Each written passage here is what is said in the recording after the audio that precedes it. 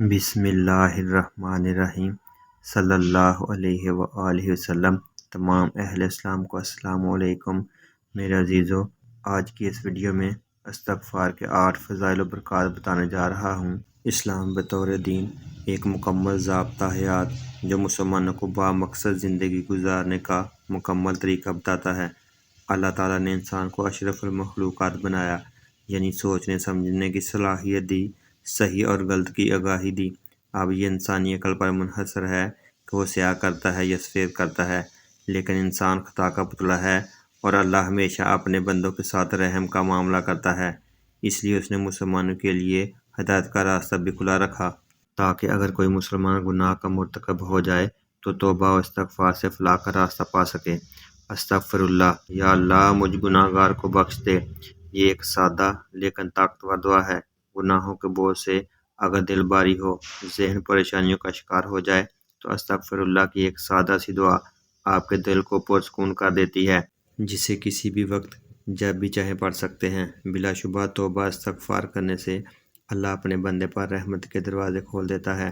استغفار کے فائدے درج ذیل ہیں۔ ہمارا دین ہمیں گناہوں سے بچنے کا درس دیتا ہے، لہٰذا اگر خلوص نیت کے ساتھ توبہ کی جائے تو بارگاہ الہی میں قبولیت کا درجہ پاتی ہیں اور گناہوں کا خاتمہ ہوتا ہے۔ اللہ تعالیٰ نے قرآن مجید میں مسلمانوں کی فلاح کے لیے استغفار کے 8 بڑے فوائد بتائے ہیں۔ نمبر 1، یہ رحمت کے دروازے کھول دیتا ہے۔ قرآن میں ایک جگہ استغفار کی اہمیت اس طرح بیان کی گئی ہے کہ اپنے رب سے معافی مانگتے رہو، بے شک وہ ہمیشہ معافی دینے والا ہے، یعنی صرف اللہ سے رحمت کے طلبگار رہیں کیونکہ وہی معاف کرنے والا ہے۔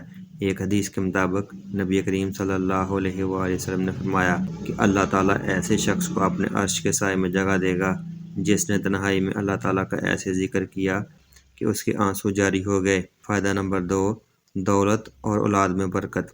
آج کے اس دور میں لوگ دولت کمانے کی دھن میں اس قدر غافل ہو چکے ہیں کہ وہ اسلام اور اللہ کے ساتھ اپنے فرائض کو بھولتے جا رہے ہیں۔ وہ یہ بھی بھول بیٹھے ہیں کہ توبہ کرنے کے لیے کچھ وقت نکالنا ضروری ہے، کیونکہ اس کی برکت سے اللہ رزق، مال و دولت اور اولاد میں اضافہ کرتے ہیں، اور اس بات کا ذکر قرآن مجید میں بھی کیا گیا ہے۔ فائدہ نمبر 3، دعا کی قبولیت۔ خلوص دل سے اللہ کی بارگاہ میں معافی طلب کرنے سے دعا کو قبولیت کا شرف حاصل ہوتا ہے۔ کسی مومن کے لیے دعا سے بہتر اور کوئی چیز نہیں ہے۔ وہ جو کچھ اپنے رب سے مانگتا ہے، جس بھی چیز کی امید رکھتا ہے، ایک دن اس کا رب اسے نواز دے گا، کیونکہ بحیثیت مسلمان ہمارا یہ یقین ہے کہ صرف اللہ کے پاس یہ اختیار ہے کہ وہ ہماری دعائیں قبول کرنے پر قادر ہے۔ فائدہ نمبر 4، رزق میں اضافہ۔ قرآن مجید میں اللہ پاک کا یہ وعدہ ہے، اللہ سے معافی طلب کرتے رہنے سے وہ رزق میں خیر و برکت ڈال دیتا ہے۔ مومن کے رزق میں یہ فراوانی ایک مخصوص مدت کے لیے ہوتی ہے۔ اس بات کی وضاحت اس طرح کی گئی ہے کہ انسان اپنی نعمتوں کو جلد فراموش کر دیتا ہے، اور اللہ نہیں چاہتا کہ اس کے مومنین اسے فراموش کریں، اس لیے استغفار کرتے رہنا چاہیے۔ اس حوالے سے فرمان مصطفیٰ صلی اللہ علیہ وآلہ وسلم ہے کہ جس نے استغفار کو اپنے اوپر لازم کر لیا، اللہ اس کی ہر پریشانی دور فرمائے گا اور ہر تنگی سے اسے راحت عطا فرمائے گا، اور اسے ایسی جگہ سے رزق عطا فرمائے گا جہاں سے اس نے گمان بھی نہ کیا ہوگا۔ فائدہ نمبر 5، معافی کا ذریعہ۔ اللہ تعالیٰ ہر مسلمان کو آزمائشوں اور مصیبتوں سے دوچار کرتا ہے۔ در حقیقت یہ مومن کا امتحان ہے۔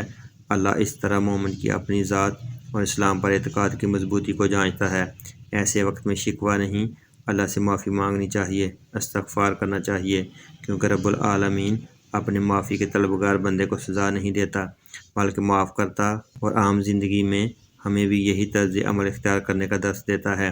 فائدہ نمبر 6، رحمت کی بارش۔ توبہ استغفار کی فضیلت بندے کے لیے اللہ کی رحمت اور فضل کے دروازے کھول دیتی ہے۔ بے شک اللہ بہت رحیم و کریم ہے۔ جب ہم اسے گڑ گڑا کر معافی طلب کرتے ہیں تو وہ ہمیں ہدایت عطا کرتا ہے، اپنی رحمتوں سے نوازتا ہے اور ہمارا دل اپنی جانب راغب کر لیتا ہے۔ فائدہ نمبر 7، زندگی میں استحکام۔ اس وقت ہماری زندگی عدم تحفظ کا شکار ہے، اور بلا شبہ استغفار کا ورد ہمیں دنیاوی زندگی میں صبر عطا کرنے کا بہترین ذریعہ ہے۔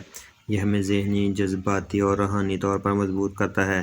قرآن میں ایک جگہ بیان کیا جاتا ہے کہ اپنے رب سے معافی مانگو اور پھر اس سے توبہ کرو، وہ تمہارے اوپر آسمان سے بارش برسائے گا اور تمہیں اپنی طاقت میں طاقت بخشے گا۔